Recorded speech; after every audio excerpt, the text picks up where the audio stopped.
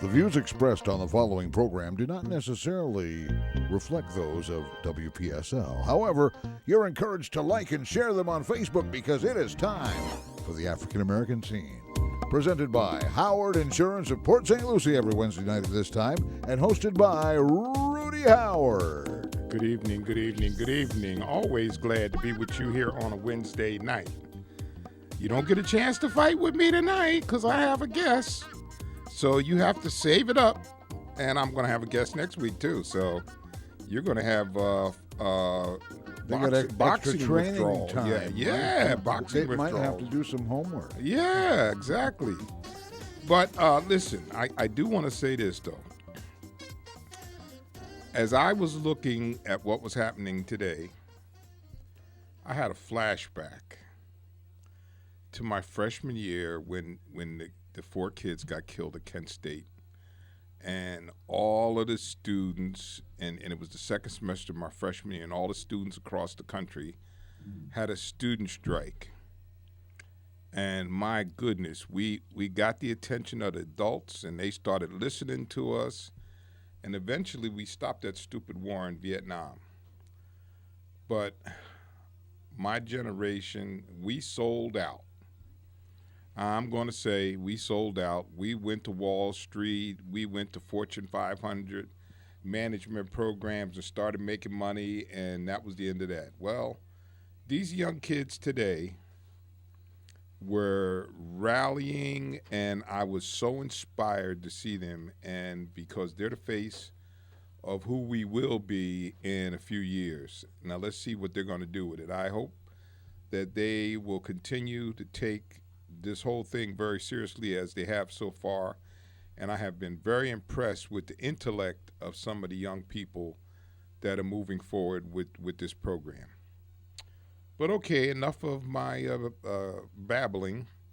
My guest tonight is Gerard Hasenhuettl, and he wrote a book called Compassionate Capitalism, and it is a fantastic read.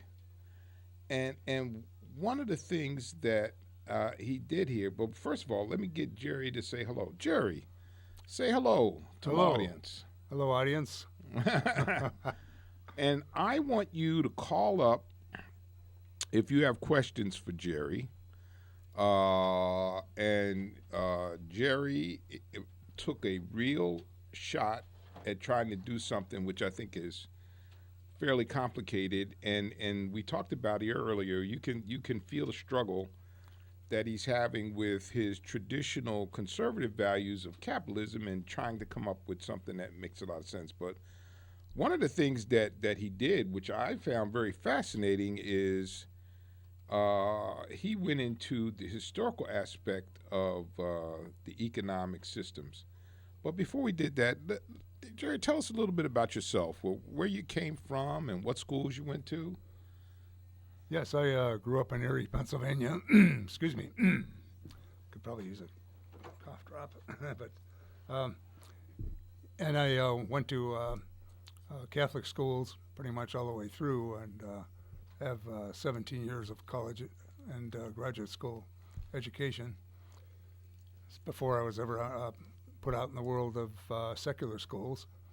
And graduated from college there, had some difficulty with jobs because it was during a recession, and wound up in research labs, and we were on sort of limited tenure jobs until the grant ended. And of course everybody told me there's no reason the grant won't be renewed, but every time the grant wasn't renewed, and so I thought I needed some more education. So I went to Niagara University, Niagara Falls, New York. It was a beautiful site on the Canadian side.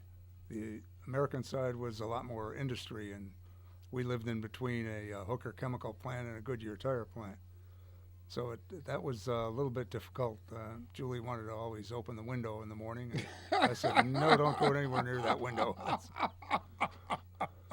But we went from there to Georgia Tech, where I got a PhD in organic chemistry. And little did I know that that was another time, which was going to be a difficult time to find a job. In the 1960s, the National Science Foundation was afraid we're falling behind in the space race. We didn't have enough scientists. And so they threw all kinds of money at us and grants and everything, and wound up with a big surplus of PhD level chemists. And some of my friends were driving taxis and buses and were making more than some of my friends who were chemists. And so I wound up on a postdoctoral appointment.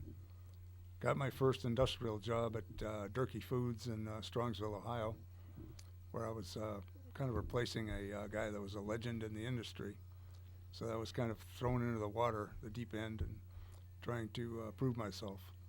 Went from there to Anderson Clayton, where I was following another legend who had retired, and same situation, had to prove myself all over again. The company was acquired by Kraft Foods, where I spent the rest of my career as a principal scientist. And that's pretty much it. My wife Julie is the light of my life. 70% of what I've done I can attribute to her, and we have 2 children and 3 grandchildren. Oh, beautiful. And Julie is in the studio, folks, and she's a very sweet lady. I've enjoyed talking to her, and she's sitting on the side here. She says, I am not going to talk. So Julie's not going to talk, even though I invited her to. So tell me, the idea, compassionate capitalism, and when you called me up and told me about this book, I thought, wow, that's a very interesting concept. That's I thought that had to be a rarity, that the one would be an adjective and the other a noun, and they've probably never been used before in the same sentence. And when I started researching this topic many years ago, 10, 15 years ago, there was no title, Compassionate Capitalism. If you go into Amazon site now, there are probably, I think, 3 of us. Mm-hmm. So other people have come up with the same concept. But I think mine is a little bit more academic, although it's readable, and it's not a lot of math in it. So it's I think you would enjoy it if you would pick it up and take a look at it. The idea of compassionate capitalism grew out of a frustration that Pope John Paul II had, that after the fall of the Iron Curtain, his bishops had started ignoring the poor, and he warned them to beware of inhumane capitalism. So I set about looking for a route to the opposite extreme, a compassionate capitalism. And it was later in my search that I was actually finding where it's actually occurring, and to give several examples of that. And I think it's you can still have a free economy, you can make a lot of money, and but you're usually, if you want to help resolve the inequities in our society, you're allowed to do that too. In small companies, it's a lot easier, or closely held bigger companies, because you don't really have to answer to anybody. I've noticed a lot of the major companies run into a lot of resistance from shareholders who say, hey, look, you're in business to make money. You're not in business to solve our social ills. But I think that's kind of a short-sighted approach. Oh, I agree with you wholeheartedly there. One of the things that I enjoyed about the book is that I said earlier, Jerry goes in and he does a historical examination of economic systems by religious groups, and I found that fascinating. Especially he talked about the Asians and the Jewish people's approach to the economy, and the economy from an Asian perspective. How long did it take you to figure all of that out? I think that chapter I worked on for a couple of years. There was a lot of research. Confucius was a very interesting character. There's a lot of debate whether he was a philosopher or whether he was a religious leader. And maybe he was both, but he was always an advocate for a national Chinese government, which he really didn't see in his time. His time was with the warlords. But he had believed that the government should control everything. But then he also believed that the head of the government should be a person of the highest moral character. And so I thought, well, good luck with that. But he also said that businesses will go to where they are treated best. And that that seems to be the case too.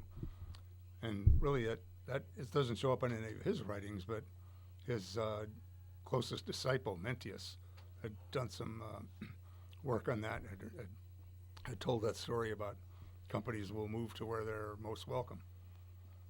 Yeah, that's very interesting. I found that fascinating.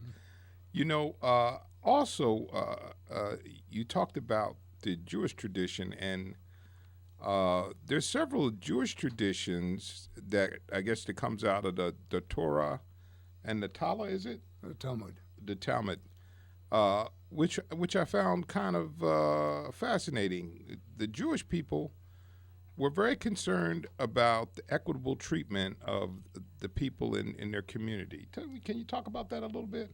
And before, sure. If you have questions for Jerry, please, that number is 340-1590. That's 340-1590. Go ahead.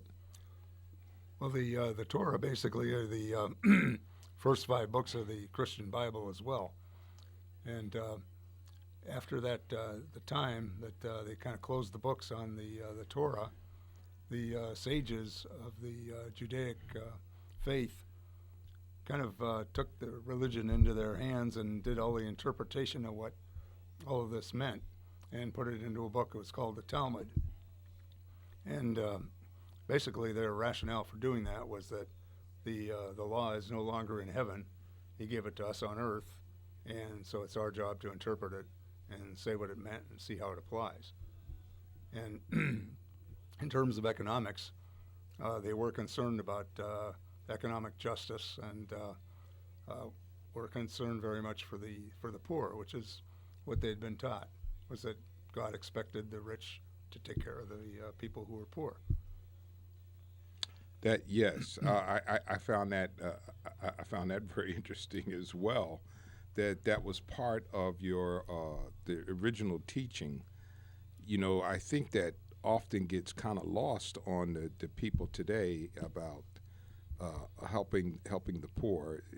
It in many senses, it almost seems like they're looked down upon, you know. And I often hear the old statement that they just should pull up their bootstraps and they can make it. In your examination of the economic systems, I've always been of the opinion, yes, there are people that are lazy and don't want to strive to be successful. But they're the minority. And there are people in the system that need help. And with help, they can become successful. Is that a fair statement? I think that's a fair statement. I know it's true that you can't force anybody to become successful, but you can give them the opportunity, and you can help them as much as you're able without actually doing it for them. Yeah. I think if you give them the right environment, they can learn. Yeah, and another component is education. You put a great deal of emphasis on education and how that is important to having people be successful in the economy. Now, one of the things that you talk about is understanding that people have different ways to learn, which you'll never get me to disagree with that. I think that's very true. And you're asking the educator to identify different ways that people in their classroom learn and try to address those. That, to me, seems to be a pretty awesome challenge for a teacher teaching every day. So how do you think they can go about doing that? I think a little bit of study of the behaviors If you've got a kid with attention deficit, hyperactive disorder, you'll kind of observe him kind of flitting around the room and not being able to hold his attention. That person may be better at learning hands-on. So if you could put together some, lessons that rely on like models, have them build a model or something like that, these kids would probably be better at doing that. Some kids have aptitudes for, when I was young, I was a good reader, but math terrified me. I could not do math to save my life, and but that was a time thing. As I progressed in age and finally got into a spot where I had to learn quantum mechanics, I thought I'll never be able to learn this, And then I looked at the equations and had a good teacher, and managed to explain everything to us. He would work the equations with us, and I thought, what was so hard about this? I don't know. Listen, I'm like you, because you know what? I never learned how to master the slide rule when I was in chemistry class, and that was where you were supposed to calculate your equations. Yeah. And I, to this day, I had one, and I never figured out exactly how to use it. So that was very challenging for me. So. Likewise. Yeah. Oh, you had trouble with it? I had a slide rule too. Yeah. Well, I'll have to tell you that, over the years, I've talked about the subject of capitalism, and I've had phone callers, and so I expect some to call, but if sometimes they just sit and they get absorbed in the discussion and don't call. But one of the other things that you did that I thought was very interesting, when you talked about Marx and Engels, you didn't really demonize them. No, they were describing the situation and where they were living. It was the bourgeois class and the labor class, and their class system was fairly simple, even though they went into quite a bit of detail on class analysis. But if you look at class analysis when they were alive and the class analysis that exists today, they're totally different. I mean, and you have a lot of entrepreneurial aspects to the economy. Whereas, if you can't find a job, make your own. And my kids have both done that. They couldn't. My kids really couldn't work with anybody else as a boss. So they went out and started their own businesses. That was a difficult thing for them, huh? Yeah. It was discipline was tough. They were undisciplined kids, but they were innovators. Uh-huh. And I guess maybe I was too, and maybe that's why I had problems going through college. But it was sort of that independent streak that some people have. Well, in examining Marx and Engels too, you talked about socialism, and at the end of the day, you make it clear that it is overall not been successful. But there is some merit to the idea that's proposed by socialism. Yeah, it depends on. I've defined it more as a centrally planned economy. Centrally planned economies don't tend to work very well, and the right wing of the political spectrum would say that it's because you're not letting people have a fair profit for risking their capital or their efforts or their labor or their resources. And I think I've discovered in going through this, there's probably a more important reason. The more important reason that they don't succeed is that it's very difficult to innovate, and innovation has been at the core of our economy. Mm. In fact, I've dedicated chapter 3, to the economic history of the world, and it's basically if you can imagine being thrown back into a forest, and your memory was erased, and you had absolutely no technologies to rely on, you would have to start inventing them. And that's kind of where we've been ever since the Stone Age. We spent millions of years in the Stone Age because we had no technologies to rely on, and we began to build things out of stone. Well, you know what? But now we're moving so fast at such a it's almost at a frightening pace how fast we're moving now. And the economic opportunities for people keep changing and changing. And my concern is, as I was reading your book, there has been such a flip in terms of allowing the benefit to exist strictly for the corporations. As an employee, you're really fighting a tough battle. Like one of the things, and you touch on it in one of your chapters, I forget which chapter it is, most people don't realize that a lot of these high-level executive jobs that are like in Chicago and New York and Philadelphia, they're done on a contract basis. People don't even realize that that's going on, and when they hire somebody as a contract, they don't have to provide any benefits. They don't have to provide any holiday pay, and they can dismiss them at any time for any reason. Yeah, that's true, and it's again, it's the salary and the benefits are at the discretion of the shareholders. So they've got to keep the shareholders happy if they want to keep their title and their position. And so it's it's sometimes that's a short-term existence, sometimes it's longer term. And I, as a shareholder of companies that I've held in my retirement fund, I get pretty frustrated at executives that are making 30, 40 million a year and getting probably twice that in compensation in other forms, that they're not making a profit and they're not paying their dividend.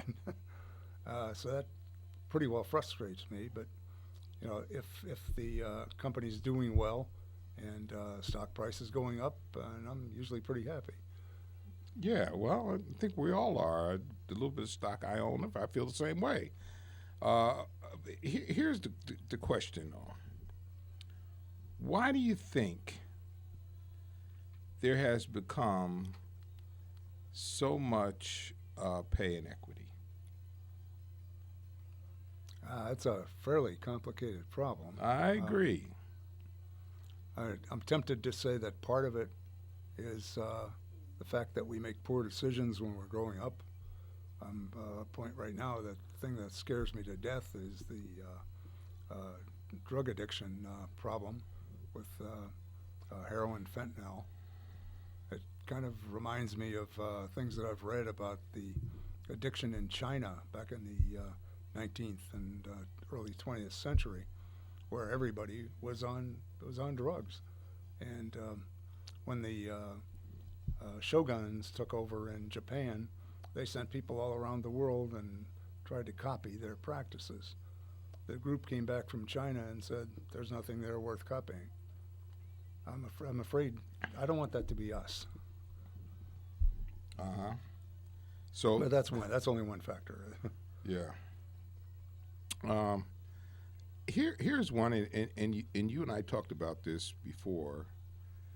Over the years, when I graduated from college, and my audience has heard me talk about this before, there was any job you went for, you automatically had health care, you automatically had pension, and you got a decent raise back then. Now, all of a sudden, fast forward to today, they don't provide any of them benefits, and the raises have trickled to almost nothing.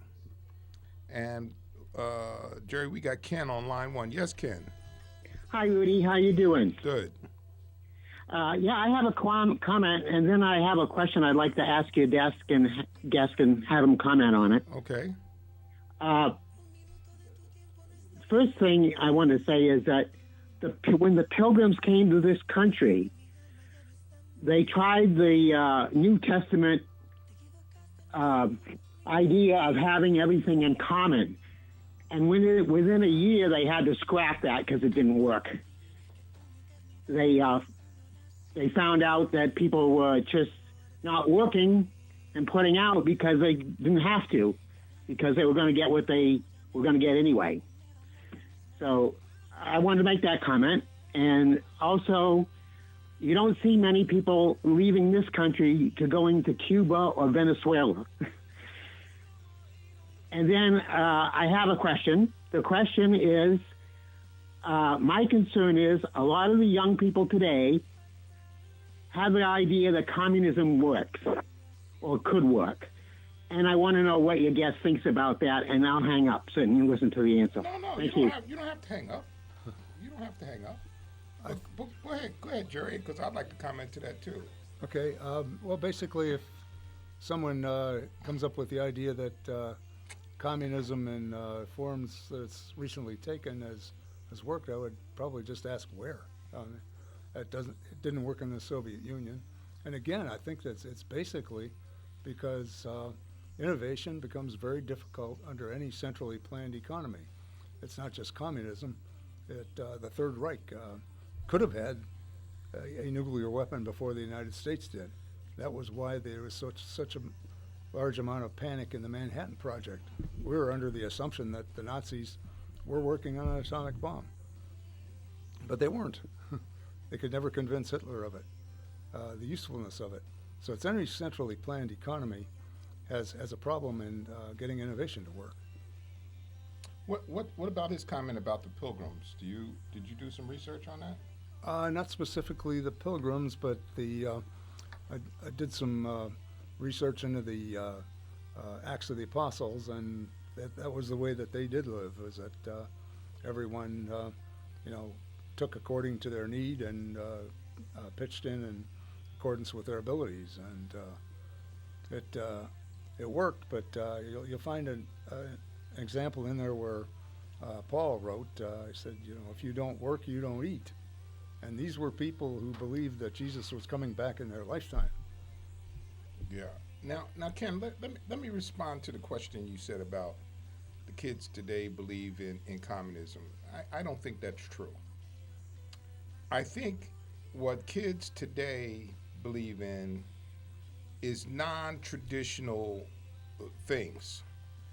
And one of the things that we as grown-ups have to deal with, our kids like to blow up tradition. And it upsets you. Listen, I can speak to my 25-year-old. You can tell him about traditional things, and he doesn't want to do it that way. He wants to do it another way. And even if you tell him the way that he's going to do it might be wrong, he wants to try it. I think that's pretty typical of today's kids. They don't want to follow what you did. They want to see if something else works. And you know what? I don't think that's a bad thing, because you know what? They might come up with something that works. But I don't believe it's communism. I've grown up around these kids, and I've spent a lot of time with kids, and I have never heard one kid talk about communism. You still there, Ken? Yeah, I'm still here. I'll go along with what you're saying. I can understand that if they want to try something new or see if something else works because they don't think what's working is working out well. However, they're not aware that communism has failed so many times. Okay, we won't argue that. I think Jerry and I we would both agree with you that we don't have a good example of where communism was able to be sustained. You might have some short-term success, but over the long haul, communism does fail. Yeah, and it keeps people poor. Everybody.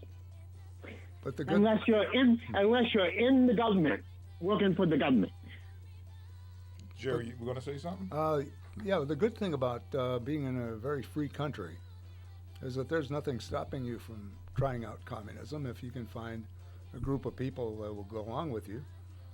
You simply pool your resources, you buy property, and you could set up your own business, you could share the profits, Nobody keeps you from doing that. I have an example in the book where one of the companies in California, the president was making $3 million a year, and or 30. I don't remember what the exact amount was, but he decided that his employees should share equally, and so he made everybody's salary, including his own, $78,000 right across the board. Everybody had an equal salary. I don't know how that's going to work. I'm going to be very interested to follow his company and see how they do. But you can try that out. We have the freedom to be able to do that. Well, basically, communes, those are basically an experiment in a communist type lifestyle where everybody shares everything, money, food, everything. You know, you're right. We do have the opportunity to do that. But thanks, Ken, for your call. Okay. All right. But you know, I don't think that it's. I think young folks. Listen. I can remember. I don't think. I guess maybe because I don't want to believe it, that I was quite as radical as my son. But you know, I wanted to try different stuff, and you know, I know here. This you'll find this is funny. When I got my first job, I was a claim adjuster trainee, and that came with a company car and expense account. So I called my dad, and I told him I was changing companies. Oh my God, Jerry! He thought I had lost my mind. He said, "Son, you have a company car and you have an expense account and you're leaving that job?" I said, "Yeah, Dad, I'm going to another job. I get a company car and expense account there too." He says, "Well, I don't know about that. You know, you know, because in his generation, you stayed put. You got a job like that. You wouldn't give that up for anything. You know, you can, I see your wife, she's smiling. Yeah, because that's the way our folks felt then, right?" Exactly. Yeah. But as we delve into this compassionate capitalism, you say there's basically 4 principles. Yeah, we really need to do something to bring back some integrity, and I think we can do this with social pressure. Although first, social media has to straighten out its own integrity so that we can trust it. And lack of integrity costs us a lot. Because I remember my dad doing handshake deals. You know, there wasn't any lawyer, paperwork, time reading a 15-page contract. And so life was a lot less costly back then. Nowadays, you got to hire an attorney. They got to look over the contract, and it's fairly expensive. It's because people don't treat each other with integrity. That's one. Of course, freedom is in there. Economic freedom. You should be able to do within reason what you want to do with your resources and start whatever kind of business you want. Of course, now we can't. You know, going back to integrity, we can't repeal the laws against fraud or the laws against monopolies, because the system has to be fair. And so economic freedom to the extent that you can provide it is a pillar. And let's see, I'm trying to remember what I'm getting my early Alzheimer's here. But the commitment to the poor, again, it can be voluntary. I mean, nobody's going to force you to go help people, but it does make you feel good, and for businesses, it has a good advantage. If you send your people out to do a project, you can learn different ways of doing things and how to work better as a team. I remember we went out to work on a project for Habitat for Humanity when I was with Kraft Foods. They sent us out, and myself and another guy who were both weightlifters. We were lifting up these pre-built wall sections up to the second floor. 2 other husky guys were pulling them up there. I mean, by the end of the day, we had really sore muscles, and we asked the contractor who was supervising us, I said, now, couldn't you have gotten a machine to be able to lift this thing? And he said, oh, yeah. He said, we could have done that, but that costs money, and you guys are free. Good answer. But we were having technicians who were teaching their bosses how to do carpentry because their bosses had no idea how to do it. Yeah, yeah. Well, you know, that's part of your concept, and I think it's a very interesting concept. When I was taking some courses in grad school, I took a course and it covered something called the marketing concept.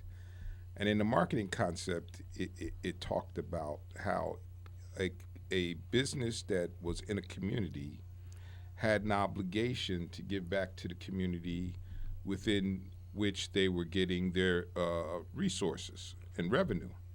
So as I was reading you, it made me think back to that, but there's certainly what I think is a very relevant idea of getting making an investment into a community, you know, and you give some good examples about that. For my listeners here, he one of the examples that he gives is Scott Van Duzer, Big Apple Pizza. It's in his book. And we all of you listening know about Scott Van Duzer. And he also talks about LeBron James. And what did you find out about LeBron? Well, LeBron was very much devoted to the community which he came from in Akron, Ohio. And he played for the Cavaliers and really wasn't that good a team while he was playing there. But even after he joined the Heat, the Miami Heat, he kind of remained a benefactor of the local community back in Akron and Cleveland. And he put together the LeBron James Foundation. And one of the things he did was provide guidance and college scholarships for kids in poor neighborhoods, and assistance for families that were living in non-traditional situations like single moms. I mean, I never knew the problems that single moms had until wound up investing my pension in investment properties, and all of a sudden I wound up with 3 tenants who were single moms with 3 kids, and I thought, wow, okay. And sometimes you have to work with them through difficult periods, but I always got paid, and so I didn't regret it at all. But there's, sometimes you've got to help out people so that they can get on their feet and manage to make their way through it. I had on Roxy from CareBag. Have you heard of that? CareBag. Yeah. It sounds familiar. Yeah, I think I've heard of it. She helps homeless people. Mm-hmm. And one of the things that I learned from her, which really was startling to me, many of these people who are homeless work a job every day. Mm-hmm. They live in a tent, and they might have their 2 kids living in a tent, and they go to work every day. Like they may go to Walmart or 7-Eleven or wherever it is, but they go to work. They're not lazy, shiftless people. But what she explained to me, and I shared this with my audience, some of my regular listeners will remember this. She said, do you know how much it costs to get back up on your feet once you're down like that? And then we started detailing the costs, and then because you have no credit, so to get electric, you got to come up with a down payment or bond. You got to come up usually with the first month's, the last month's, and a security. So you're probably looking at, now you're homeless, you're probably looking at $3,000 or more to get up out of that tent and have a place to live, not counting furniture. And when you look at it that way, that's kind of eye-opening, wouldn't you say? Yes, absolutely. I know in chapter 8 of the book, we're talking about the Sisters of St. Joseph. What they do with people who are having bad times and trying to afford a house is they put them on a budget. They teach them how to get stuff cheaper and where to go for cheaper resources, and they teach them what's involved in taking care of a house. So they give them all kinds of education. They teach them how to manage money so they can afford to buy a house, and they kind of assist them to get into one. And I think they'll put up seed money and then have the people pay them back. Yeah, people. I think what unfortunately, especially some of my conservative friends, you excluded, tend to think that anybody who is in that situation is in that situation because they want to. In some cases, they're in that situation because the husband leaves, doesn't pay any child support, and they got 2 kids, and all of a sudden, boom, they lose their house. Yeah. They have no income to be able to pay for the house that they were living in. Yeah. Just like that, bam, overnight, they just went from middle class lifestyle to living in a tent. And that's the idea that people don't particularly see. But I'm fascinated. You seem to feel that there are some companies that have begun to move in a more of a compassionate capitalism mode. Yes, I've probably one of the better models for this is, and it's done with closely held companies or privately owned companies mostly. It's because it's hard to justify as shareholders.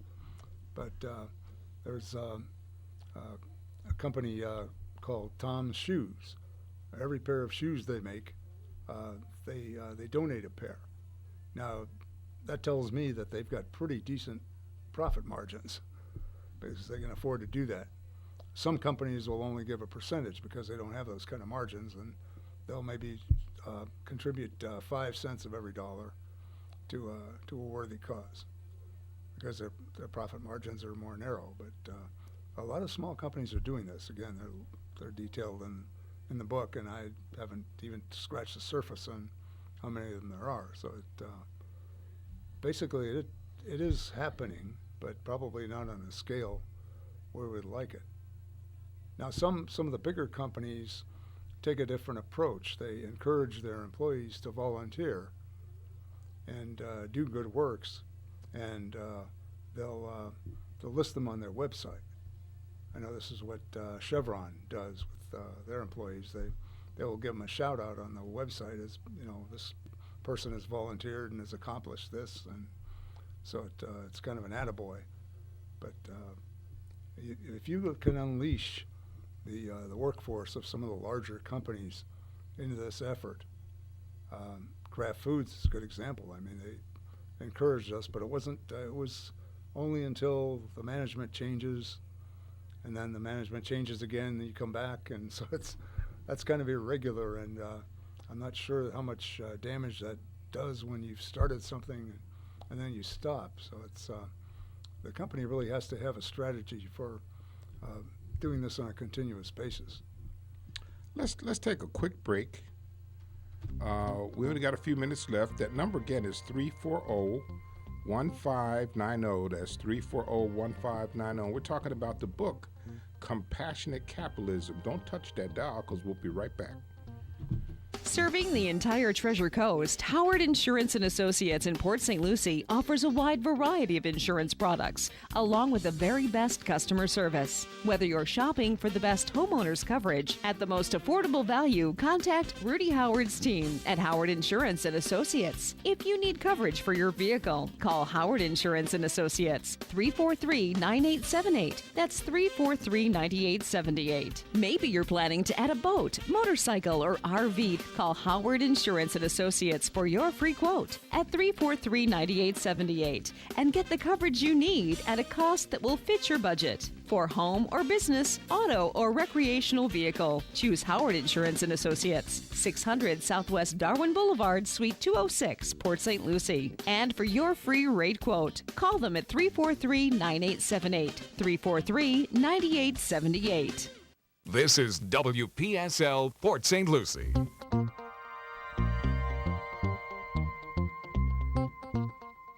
Welcome back to the African American scene. Once again, here's your host, Rudy Howard.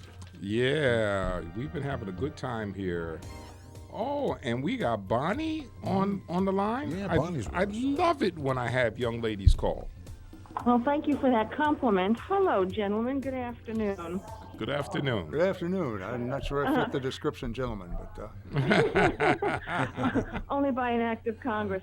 I like the term ESOPs, Employee Stock Owned Program. Yeah. The term was alluded to in a spiritual document in the 1830s when I was studying it. It was called Rerum Novarum, the Rights of Workers. And as an organizational specialist, development specialist, I said, he's talking about ESOPs. And I always thought that when employees have skin in the game, for their performance, that the performance goes up and there's ownership. So I'll get off the line, and I'd like for you guys just to give a few words about that. You don't have to hang up. Jerry did talk about Jerry did talk about that in his book, so I'll let him respond to that. Okay. okay. First thought Aesop was a fable when I was growing up, but I worked for the Anderson Clayton Company, which made chiffon margarine and the 7C salad dressings. And they had an ESOP, and basically it was based on what your salary was and how many years of service you had, and what your performance review was. And every year they would give you stock in the company. And it wasn't a remarkable stock. It wasn't a high-tech stock or anything that was flying. But when the trust expired for the Clayton family, the family decided to put the company on the market. And this stock that had been bouncing around between $9 and $13 a share suddenly wound up skyrocketing, and I think the final price was around $85 a share. And so all of these guys who were there for 30, 35 years had mixed emotions because they knew that the buyer wasn't going to keep them on, but they were walking away with about maybe $300,000 or $400,000 in cash in their ESOP plan. So Bonnie, you're a big endorser of ESOPs. Yeah, I believe so, that they would, it's an incentive, for people to have more ownership and to take pride in their company. Yeah. I think there's some merit in that for sure, because I think there has been a steady decline in employees feeling allegiance to their companies. And I think that's mutually because there's been a steady decline of employers being loyal to their employees. So, but anyway, thank you, Bonnie, so much for calling, and thank you for listening. Welcome. And please call again. Okay, thank you. Okay. Over the years, it seems to me that corporations have just got greedy. There's no other way to put it. They have taken more and more. They're making more and more money and providing less and less benefits to their employees. Unfair statement? No, I don't think it's unfair. I think part of it is a supply and demand situation. I'm going to be very interested to see what would happen if the economy keeps improving to the point where we have a tight labor market, because then companies are going to have to compete for the quality people. That's true. That's true. But I think where we're at right now, unfortunately, is I don't think we have enough skilled labor to fill some of the needs for some of the employers because we're not investing enough in providing education to bring people up to snuff on what the current technologies are. Yeah, that's true. And I think maybe as a process, education could use some innovation too. There was a German company that had moved into the Maryland area, and they had contracted with a community college and said, look, we want you to educate all of our employees that we're going to hire, and we will give you the specifications of what we want them to learn. And I think that's kind of a company taking an activist role in providing an education for their workforce. Folks, I just want to take this time to promote my guest book again, and it's under Gerard, right? Gerard Hasenhuettl. Did I say that right? Yes. Hasenhuettl. And the name of the book is called Compassionate Capitalism. Cliff's putting it up there, so if you're online, you can see it. And where can they pick that book up at, Jerry? It's available in hardcover on Amazon, or you can order it from your local bookstore, and they'll deliver it to your house. Or you can get the Kindle version on Amazon.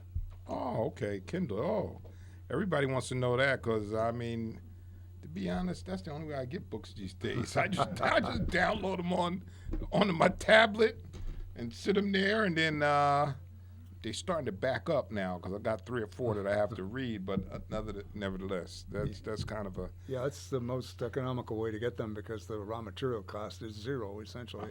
It's just sitting there in a file. Well, the other thing too for us old guys, I can make the writing a lot bigger. I don't even need my glasses. When I'm reading a book on my tablet, I don't even need my glasses. The only downside is I haven't figured out how to autograph a Kindle copy. Well, folks, I'd like to thank you so much for listening to the African American Scene. And Jerry, thank you for being my guest. Thank you for having me. Yeah, you've been a delightful guest. And please, buy Jerry's book, Compassionate Capitalism. It's not a long read, and it's very entertaining and very informative. God bless and be safe, and I will see you right here next Wednesday for the African American Scene. The African American Scene with Rudy Howard. Every Wednesday evening in the 6 o'clock hour, tune in for exciting guests and wonderful, intelligent conversation, all right here on Digital 1590. That's Wednesday nights at 6:05 for Rudy Howard's African American Scene.